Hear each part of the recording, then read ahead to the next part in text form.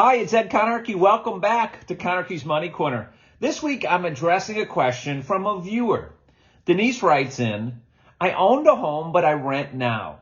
I will probably retire within the next year. Should I buy a home if I'm 70 years old this late in life? Great question, Denise. First things first, a female that makes it to the age of 70 has a life expectancy of 87.6 years. So it may not be that late in life as you think it is. I say that you're 70 years young, not 70 years old. So my general advice on this subject is to only buy a home if you know for sure that you will be in that home for a minimum of 5 to 7 years, and preferably longer. The longer, the better. The financial concern here with buying a home and selling it in less than 5 to 7 years is all the money and fees that you pay upfront to buy that home, and then again back end when you sell that home. And add to that, money that you'll have to shell out for maintenance, repair, and upkeep during those years as a homeowner. Betting that your home's value is going to go up to cover all that money that you paid out is a risky bet. Also, it doesn't account for what happens if home values fall during the time that you own that home, which, as I record this in November 2022, home values are starting to fall, and many experts predict that they could continue to fall as interest rates stay or go higher. So let's look at the numbers. Take a $400,000 home sales price. The estimate of upfront money that you'll have to come up with would be $20,000 for a minimum 5% down payment, then $1,500 for a typical mortgage lender fees, $3,500 for Illinois title and government recording fees, $500 for a home inspector, and another $500 for an attorney. That totals $26,000 in upfront fees when you buy the home. Then, when you go to sell the home, you'll have $2,500 for Illinois title and government recording fees as a seller, $500 again for an attorney, and $1,000 in transfer stamps, all totaling another $4,000. The total of upfront and back-end fees in this example is $30,000. Now, I know someone's out there saying, wait, Ed, the down payment is equity in the home. It's not a fee. Yes, but I'm going to use that 5% down payment in this example to cover the normal 5% realtor fees that you will pay when you sell the home. The first 5% of fees when you sell, $20,000 in this example, go to pay the realtors.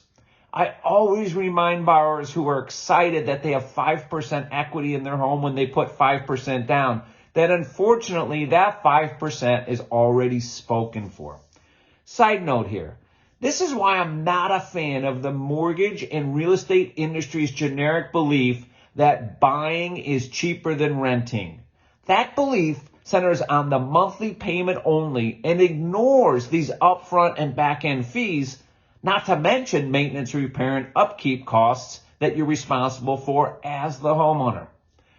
To illustrate this, say that you take your monthly payment on a rental property versus a home. Say it's $400 less to buy the home versus rent the home. And this is, again, what mortgage and real estate professionals want you to focus on.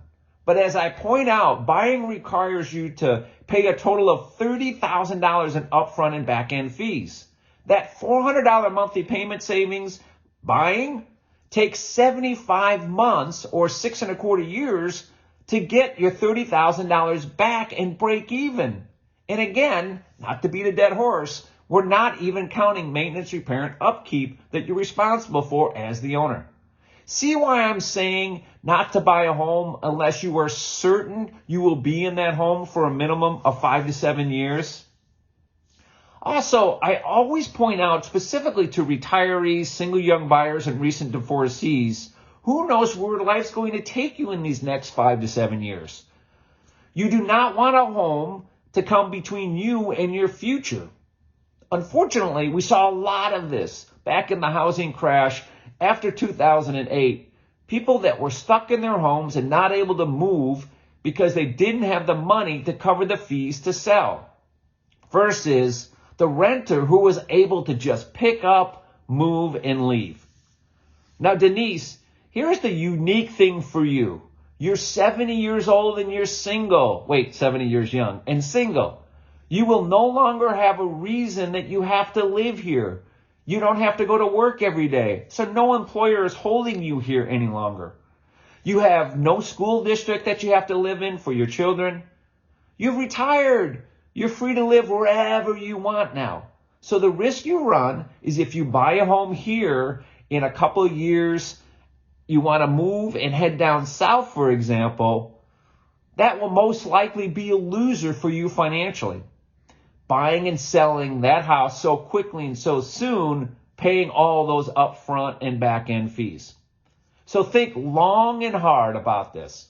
Make sure you know for certain that you will be here in that home after retirement for that 5 to 7 years minimum before you go out and buy a home here. If not for sure, rent. Renting allows you to think all that over while you decide where you want to live and be for the long term moving forward without having to pay all those upfront and back-end fees. And while we're at it, let's talk about if you did decide to move to the south. I always advise people that relocate, do not buy right away and instead rent for 12 months in your new location. So you can try it out first. You can take that new city down south for a test drive before you buy.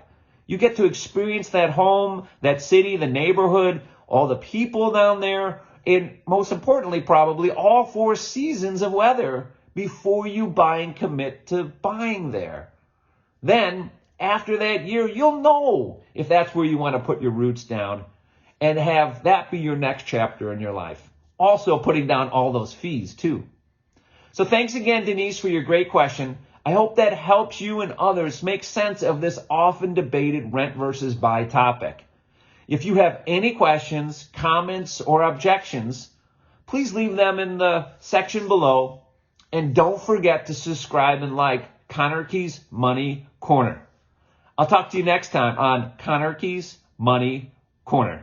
Thanks.